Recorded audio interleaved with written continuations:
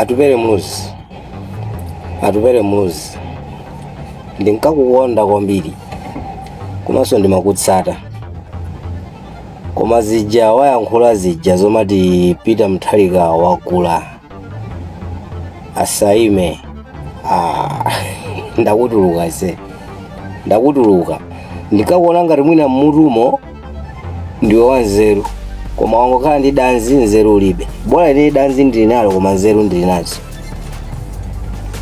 Iwe mmene likuyendera dzikoli, mmene zikuchitikira pano pamene zikukhalira anthu m'mizere ya sugar, anthu zona akugona m'mafilling station, chimanga chimene takolola posayidwa koma chimanga chili pano pa 50 to 60 70,000. Iweyo ndithu nzeru zako ukalimbana ndi opposition nzako. Kuti kuzimene munapitira kuchikangawa kuja zinali zimenezi. Ada inuyo ndio Upulezidenti Sadzunyantha. Vuto lake inaenda kumvetsetsa 41 iweyo kuphazikwa kwako sunanyolere kwa mwala. 2 sunasambeko kuntsinje. 3 sunasolepo fly. Sunapangepo kambise sunapangepo zawana. Mangokhala kumipanda ino. Wakula pachinyezi, wakula ukungodzola stoko. Mavuto a dziko lapasi suku adziwa kuti kodi mavuto anthu amadutsa muzotani.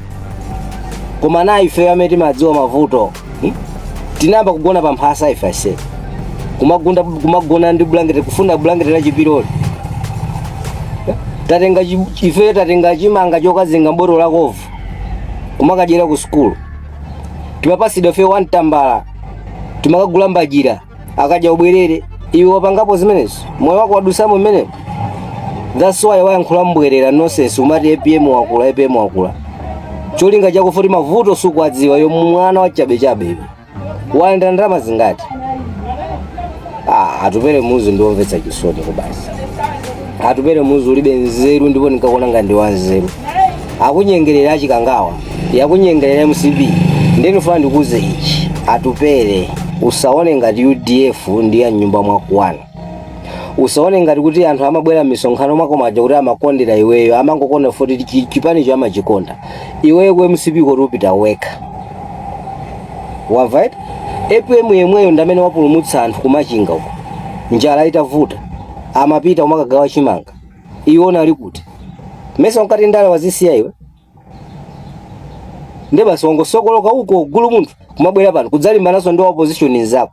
Moti ya opposition muyanjane iwe uyambaso kunyoza opposition. Chindere chizereza seyo. Iwe ni mwana omvetsa chisoni. Abisa lomweni.